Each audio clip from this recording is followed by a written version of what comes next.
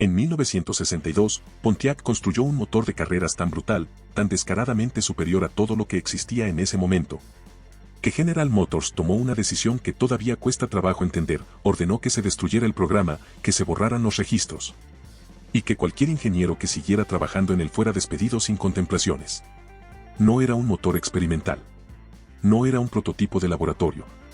Era una opción de fábrica que cualquier cliente podía ordenar en una agencia Pontiac, llevarse a casa, y con la que podía humillar a cualquier cosa que se pusiera a su lado en una pista de cuarto de milla. Se llamaba el 421 Super Duty. Y su historia es una de las traiciones corporativas más extrañas que ha producido la industria automotriz americana. Para entender por qué GM quiso matar este motor, primero hay que entender en qué estado se encontraba Pontiac antes de que existiera. A mediados de los años 50, Pontiac era una marca para señoras mayores. Sin exagerar. Los autos eran confiables, cómodos, completamente inofensivos, y tan emocionantes como una tarde de domingo sin ningún plan. Las ventas caían. La marca había descendido al 6º lugar en la industria. Dentro de los pasillos de General Motors, algunos ejecutivos hablaban abiertamente de si tenía sentido seguir manteniendo a Pontiac con vida o simplemente absorberla dentro de otra división y terminar con el asunto. Entonces, en el verano de 1956, GM hizo algo que nadie esperaba. Pusieron a un hombre de 43 años llamado Simon Bunkie Knudsen al frente de la división. Era el jefe de división más joven en la historia de General Motors. Su padre había sido presidente de la compañía antes de que el presidente Roosevelt lo llamara para dirigir la producción industrial de guerra de los Estados Unidos. Bunkie creció rodeado de motores de una manera en que otros niños crecen rodeados de pelotas de béisbol. Cuando de adolescente le pidió a su padre un auto, el viejo le entregó uno en piezas y le dijo que lo armara él mismo. Eso te dice todo lo que necesitas saber sobre el tipo de persona que recibió Pontiac. Knudsen revisó los datos de mercado y vio algo que la vieja guardia había ignorado completamente. Pontiac no tenía identidad. Ninguna. Los compradores no asociaban la marca con absolutamente nada. La mayoría de los ejecutivos hubiera interpretado eso como una sentencia de muerte. Knudsen lo vio como una hoja en blanco. Decidió reconstruir Pontiac desde cero alrededor de una sola idea: velocidad. Capturar a los compradores jóvenes. Construir autos rápidos. Ganar el domingo para vender el lunes. Trajo a Pete Estes desde Oldsmobile como ingeniero en jefe. Estes a su vez reclutó a un joven brillante que venía de la agonizante Packard, un tal John DeLorean. Estos tres hombres, ninguno mayor de 45 años, estaban a punto de reescribir la historia automotriz americana. Todavía no lo sabían. Pero ya estaban en movimiento, y Pontiac nunca volvería a ser la marca aburrida que casi desapareció sin que nadie lo lamentara demasiado. El problema era que no podían hacer lo que querían hacer de manera abierta. En 1957, la Asociación de Fabricantes de Automóviles firmó lo que se conoció como el Acuerdo de Caballeros, una prohibición formal de la participación de las fábricas en competencias de carreras. El detonante había sido el desastre de Le Mans en 1955, cuando un accidente mató a más de 80 espectadores y dejó al automovilismo mundial bajo una presión política enorme. Suiza prohibió todas las formas de carreras en circuito y no levantó esa prohibición hasta 2022. General Motors adoptó la resolución de la AMA como política corporativa oficial. Sin apoyo de fábrica a las carreras. Punto. La respuesta de Knudsen fue elegante en su simplicidad. Ignoró la prohibición. No de manera ruidosa ni pública, sino en silencio. El departamento de ingeniería de Pontiac comenzó a desarrollar lo que llamaron el programa de parte Super Duty. Árboles de levas de alto rendimiento, internos forjados, cabezas de cilindros con mejor flujo de aire, transmisiones reforzadas, relaciones de diferencial especiales. Todo técnicamente disponible como opciones instaladas en agencia.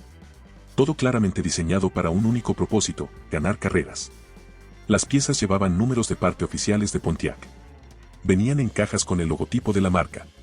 Pero oficialmente Pontiac no tenía nada que ver con las carreras. Absolutamente nada. Un guiño y a otra cosa. Funcionó de manera espectacular. Para 1960, Pontiac tenía una operación de carreras clandestina corriendo en dos frentes simultáneos. En el lado de NASCAR, Smokey Yunick construía Pontiacs equipados con el motor Super Duty 389 desde su taller en Daytona Beach, Florida. Yunick era un expiloto de bombarderos del ejército en la Segunda Guerra Mundial que había volado más de 50 misiones antes de cumplir 21 años. Después de la guerra se instaló cerca de Daytona, abrió un taller y se convirtió en el mecánico más temido y respetado de las carreras de autos en América. Usaba un sombrero vaquero desgastado, masticaba una pipa de mazorca de maíz y poseía una comprensión casi sobrenatural del funcionamiento de los motores. Fue nombrado mecánico del año de NASCAR en 2 ocasiones. También tenía una reputación bien ganada por su interpretación creativa del reglamento. Cuando los oficiales de NASCAR encontraron 9 infracciones en su auto y le dijeron que las corrigiera antes de poder correr, Junique arrancó el auto, que no tenía tanque de combustible porque lo habían retirado para inspección, y dijo, mejor anoten 10. Y lo condujo de regreso a su box. Ese era Smokey Yunick. En el lado del drag racing, Jim Wanges hacía historia. Era ejecutivo de publicidad en una agencia, técnicamente nunca fue empleado de Pontiac, y estaba ganando eventos nacionales en un Catalina preparado por la agencia Royal Pontiac en Royal Oak, Michigan. Wanges ganó el campeonato nacional Top Stock Eliminate en las nacionales de la NHRA de 1960 en Detroit. Un publicista ganando un campeonato nacional de drag racing mientras la fábrica oficialmente no tenía nada que ver con nada. Para 1961, el juego de las apariencias era casi imposible de sostener. Los Pontiac ganaron 30 de 52 carreras del Gran Nacional de NASCAR esa temporada. 30 de 52. Terminaron primero, segundo y tercero en las 500 millas de Daytona. La marca había escalado del 6º lugar en ventas al tercero, justo detrás de Ford y Chevrolet. La transformación fue una de las recuperaciones de marca más rápidas en la historia de los negocios americanos. Y la estrategia funcionaba casi demasiado bien. Pero el motor 389 estaba llegando a sus límites. Ford había presentado el 406. Chrysler venía fuerte con el 413 Max Wedge. Chevrolet tenía el 409. La guerra de cilindradas había comenzado y Pontiac necesitaba más pulgadas cúbicas. Así que Malcolm M. C. Kellar, el callado genio de los motores que llevaba décadas en el equipo de desarrollo avanzado de Pontiac, amplió el diámetro y el recorrido del 389 para crear algo nuevo. 4.09 pulgadas de diámetro, 4 pulgadas de recorrido, desplazamiento total de 421 pulgadas cúbicas, 6.9 litros. El Super Duty 421 había nacido. El anuncio llegó justo antes de las nacionales de la NHRA en el fin de semana del Día del Trabajo de 1961. Pontiac publicó un comunicado cuidadosamente redactado ofreciendo a conductores calificados un motor de alto rendimiento de 421 pulgadas cúbicas, oficialmente calificado en 373 caballos de fuerza con 2 carburadores de 4 gargantas y un árbol de levas de levantadores sólidos. Disponible únicamente con componentes de tren motriz reforzado, podía instalarse en cualquier modelo de 2 puertas Catalina o Ventura. Eso decía el comunicado de prensa. La realidad era otra. Hayden Profit ya había llevado un Pontiac con motor 421 a un evento de la Asociación de Cronometraje del Valle de Pomona unas semanas antes. Corrió el cuarto de milla en 12.55 segundos a 110 millas por hora. Eso lo convirtió en el único auto en los 12 segundos en la categoría stock de las nacionales de Estados Unidos. Nadie más estaba ni cerca. Para 1962, Pontiac hizo del 421 Super Duty una opción de producción regular en el Catalina y el Grand Prix. El motor contaba con un bloque de 4 pernos en los apoyos principales del cigüeñal, un cigüeñal de acero forjado, bielas de acero forjado y pistones de aluminio forjado de Mickey Thompson. La compresión era de 11:1. El árbol de levas era el famoso rectificado número 10 de M. C. Kellar. 2 carburadores Carter de 500 pies cúbicos por minuto descansaban sobre un múltiple de admisión de aluminio de alto flujo. Pontiac calificó oficialmente el motor en 405 caballos de fuerza a 5.600 revoluciones por minuto y 425 libras-pie de torque. Esos números eran una mentira deliberada. Motor Trent probó un auto con ese motor y midió 465 caballos de fuerza y 505 libras-pie en el volante. Un memorándum interno de Chevrolet fechado en septiembre de 1962 reportó que la versión de 1963 producía 468 caballos con un solo carburador de 4 gargantas. Smokey Yunick confirmó los números. Pontiac estaba mintiendo por alrededor de 60 caballos de fuerza. No querían que los ejecutivos en el piso 14 de las oficinas corporativas de GM supieran exactamente cuánta potencia estaba produciendo ese motor. Para hacer competitivo al Catalina en la pista, Pontiac sometió al auto a una dieta brutal. Se eliminó todo el material de insonorización. Sin radio, sin calefacción, sin aislamiento. El cofre de acero, las defensas, los soportes internos y la defensa delantera fueron reemplazados con piezas de aluminio estampado, reduciendo casi 90 kilos de un auto que pesaba alrededor de 1.600 kilogramos. Por fuera, estos autos eran prácticamente indistinguibles del Catalina que tu vecino usaba para ir a misa el domingo. La única pista visual eran las ruedas de 8 birlos exclusivas de Pontiac. Las instrucciones escritas que recibían los compradores en las agencias eran brutalmente honestas: mantenga una velocidad de ralentí mínima de 1000 revoluciones por minuto para asegurar lubricación adecuada. El motor será difícil de arrancar en clima frío. Será ruidoso en todo momento. Será costoso de operar. Traducción: esto es un auto de carreras con placas y usted ha sido advertido. En NASCAR ese año, Fireball Roberts en el Catalina negro y dorado de Smokey Yunick fue el dueño absoluto de Daytona. Calificó en la pole, ganó su carrera clasificatoria de 100 vueltas y luego dominó las 500 millas, completando vueltas a 157 y 158 millas por hora. El Plymouth de Richard Petty solo podía mantenerse cerca aprovechando el rebufo de Roberts. En el momento en que Petty perdió ese rebufo, la brecha se abrió a 27 segundos al llegar a la bandera de cuadros. Pontiac ganó 7 de las primeras 8 carreras de esa temporada. Joe Weatherly acumuló 9 victorias en su camino al campeonato de la temporada. El 421 Super Duty era el motor dominante en el automovilismo americano. Sin discusión posible.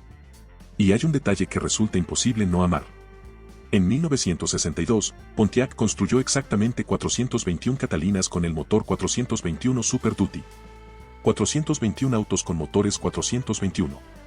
Alguien en producción tenía sentido del humor. Entonces llegó lo que nadie esperaba, aunque en retrospectiva todos debieron haberlo visto venir. El 24 de enero de 1963, el presidente de GM, Frederick Dane, emitió un edicto corporativo ordenando que todas las divisiones cesaran inmediatamente las actividades de carreras y cumplieran con la prohibición de la AMA de 1957. No era una sugerencia. Era una orden. MC que ya recordó años después en una entrevista que llegó la instrucción de abandonar todo el desarrollo y todo el apoyo, y que cualquiera que violara la política sería despedido sin posibilidad de apelación. Sin advertencias, sin segundas oportunidades. Las razones eran políticas. General Motors controlaba aproximadamente la mitad del mercado automotriz americano. El Departamento de Justicia de la Administración Kennedy ya estaba examinando a GM por posibles violaciones antimonopolio. Ford y Chrysler habían estado quejándose ruidosamente ante los reguladores sobre el dominio de GM en las carreras, un dominio que era apenas disimulado. El presidente de AMC, Roy Abernethy, había señalado públicamente la hipocresía de GM al afirmar que respetaba la prohibición de la AMA mientras canalizaba recursos de manera evidente hacia los equipos de carreras. Los altos ejecutivos de General Motors, hombres profundamente conservadores que habían construido sus carreras sobre el crecimiento estable y predecible, temían que el éxito continuado en las pistas invitara exactamente el tipo de escrutinio gubernamental que podría fracturar la corporación. Así que mataron el programa. El Super Duty 389 y el 421 fueron descontinuados de inmediato. El nuevo motor misterioso 427 de Chevrolet, que acababa de debutar en Daytona, también fue cancelado antes de poder entrar en producción. Solo 88 motores Super Duty salieron por la puerta para el año modelo 1963. El programa de motores más dominante en el automovilismo americano fue cerrado con un solo memorándum por hombres de traje que probablemente nunca habían cambiado su propio aceite. Pero algunos ingenieros de Pontiac vieron venir el golpe y se negaron a rendirse en silencio. Durante la Navidad de 1962, sabiendo que el martillo estaba a punto de caer, un grupo de ingenieros ensamblaron clandestinamente alrededor de una docena de Pontiac Tempest con el motor completo 421 Super Duty. El Tempest era el auto compacto de Pontiac, un vehículo de economía normalmente equipado con un 4 cilindros que era literalmente la mitad de un 389. Esos ingenieros rebeldes metieron el quinto 8 completo de especificación de carreras dentro de la carrocería compacta, conservaron el transeje trasero para mejor distribución de peso sobre las ruedas motrices, y crearon uno de los autos de carreras de fábrica más absurdos de la década. 6 eran coupés. 6 eran camionetas Station Wagon. Station Wagons con más de 400 caballos de fuerza construidas en secreto durante las vacaciones de Navidad mientras los ejecutivos corporativos estaban de descanso. En las nacionales de invierno de la NHRA, Wild Bill Shrewsbury condujo un Tempest Super Duty preparado por el equipo de Mickey Thompson en el cuarto de milla en 12.03 segundos. Un auto compacto en los 12 bajos. Era un segundo entero más rápido que el Catalina Super Duty de tamaño completo. Paul Goldsmith llevó un Tempest preparado por Ray Nichols a la Copa American Challenge de Daytona y destruyó al campo bajo la lluvia contra Corvettes y Ferrari 250 Guanajuato. Calificó en cuarto lugar y luego lideró cada vuelta, promediando más de 155 millas por hora mientras doblaba a todos sus competidores múltiples veces. Ganó por 5 millas. Una plataforma de Station Wagon compacta Pontiac venció a los autos deportivos más exóticos del mundo. En Ferrari no estaban nada contentos. Pero era demasiado tarde. La prohibición estaba en efecto. El programa Tempest Super Duty murió con solo 14 autos construidos. Las consecuencias de la prohibición de GM se extendieron hacia afuera durante años como las ondas de una piedra lanzada en agua quieta. Ford y Chrysler, liberados de la abrumadora competencia de GM, volcaron recursos en sus propios programas de carreras. Lee Iacocca lanzó la campaña de rendimiento total de Ford apenas 3 meses después del memorándum de Dane. Chrysler desarrolló el 426M, que dominaría el siguiente capítulo de las guerras de caballos de fuerza. Sin los mejores ingenieros y los mejores motores de GM en la pista, el panorama competitivo se reorganizó por completo. Pero la consecuencia más importante ocurrió dentro de Pontiac. Ion DeLorean, ahora ingeniero en jefe, estaba furioso con la prohibición. Canalizó todo lo que el programa Super Duty había enseñado a su equipo hacia un nuevo concepto. GM tenía una regla corporativa que prohibía que un auto de tamaño intermedio tuviera más de un caballo de fuerza por cada 10 libras de peso en vacío, lo que efectivamente impedía colocar motores grandes en autos pequeños. DeLorean encontró un vacío legal en la redacción. El límite aplicaba a los motores base. No decía nada sobre paquetes de opciones. Así que tomó el Tempest Le Mans, ofreció un V8 de 389 cargado con las lecciones del programa Super Duty como opción. Añadió 3 carburadores de 2 gargantas para 348 caballos de fuerza, suspensión rígida, escapes duales y asientos tipo bucket. Lo llamó Guanajuato, tomando prestado el nombre del legendario Ferrari 250 Gran Turismo homologato. Los italianos no estaban nada complacidos con eso tampoco. Jim Wanges consiguió que el Guanajuato apareciera en la portada de la revista Car and Driver antes de que el piso 14 de GM siquiera supiera que el auto existía. 5.000 órdenes de agencias llegaron antes de que alguien en las oficinas corporativas pudiera detenerlo. En 1964, Pontiac vendió 32.450 GTOs contra un pronóstico interno de 5.000 unidades. Cada fabricante competidor se apresuró a construir algo similar. El Chevelle SS. El Roadrunner. El Charger. La era completa del muscle car americano nació directa y específicamente de las cenizas del programa Super Duty. DeLorean no solo sobrevivió la prohibición, la usó como plataforma de lanzamiento. Hoy, los autos Super Duty 421 sobrevivientes están entre los automóviles americanos más valiosos y buscados que existen. La producción total de fábrica fue de alrededor de 240 motores. Un Catalina Swiss Cheese documentado puede alcanzar casi $500,000 en subasta. Un Tempest Super Duty descubierto oxidándose en un granero, sin motor y olvidado, se vendió en eBay en 2008 por $226,000. MC Kellar, el callado genio detrás del motor, nunca dejó de empujar los límites. Incluso después de la prohibición, construyó 3 versiones experimentales de árbol de levas en cabeza del 421 en el laboratorio de Pontiac. La primera era un masivo V8 de 4 válvulas y doble árbol de levas en cabeza con inyección de combustible de admisión cruzada, completada a principios de 1963. Demasiado compleja y demasiado costosa. Entonces su equipo simplificó el concepto a un diseño de árbol de levas único en cabeza. Experimentaron con accionamientos frontales y traseros del árbol de levas e incluso probaron correas de distribución dentadas reforzadas con fibra de vidrio. Una tecnología prácticamente desconocida en América en ese momento. Según los ingenieros que lo probaron, el 421 de árbol de levas en cabeza producía alrededor de 625 caballos de fuerza y era capaz de girar a 7.000 revoluciones por minuto. Nunca fue aprobado para producción. Si lo hubiera sido, el Hemi de Chrysler podría haber tenido una recepción muy diferente cuando llegó en 1964. MC Kellar siguió trabajando en Pontiac hasta 2011, cuidando motores y compartiendo historias con ingenieros más jóvenes.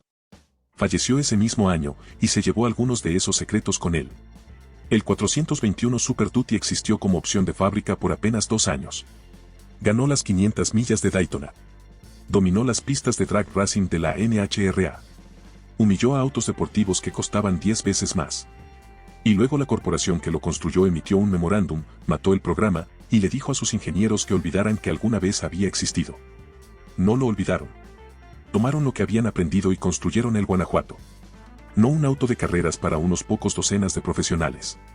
Un auto de calle para cada joven en América con un cheque de pago y el sueño de ir rápido. El Guanajuato no solo reemplazó al Super Duty, lo democratizó. Y al hacerlo, lanzó una era completa del rendimiento americano que reverbera a través de cada muscle car, cada Hellcat, cada día de pista, hasta hoy.